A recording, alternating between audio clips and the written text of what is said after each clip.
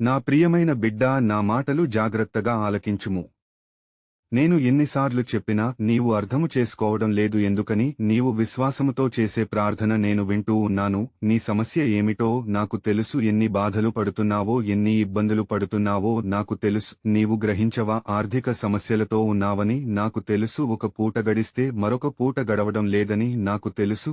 నీవు అనారోగ్యముతో బాధపడుతున్నావని నాకు తెలుసు. నీకు వచ్చిన ఏ రోగమైనా నేను స్వస్థపరుస్తాను. నీకు వచ్చిన 6 బాధలే కాదు, 7 బాధలే కాదు, ఎన్ని బాధలు సంభవించిన ఆ బాధల నుండి నిన్ను విడిపిస్తాను. ఏ కీడు తగలదు.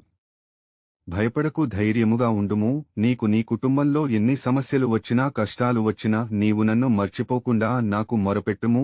నేను నీ ప్రార్థన వింటాను, నీకు విడుదల కలుగజేస్తాను. బైబిల్ వాక్యము చదువు. యోబు గ్రంథము 5వ అధ్యాయము 19వ వచనము. 6 బాధలలో నుండి ఆయన నిన్ను విడిపించును. 7 బాధలు కలిగినను నీకు ఏ కీడును తగలదు. నీవు మాత్రము ఏ చిన్న సమస్య వచ్చినా నాకు చెప్పడం మర్చిపోకు. నేను నీకు సంతోషమును సమాధానమును కలుగచేస్తాను. ఆమెన్.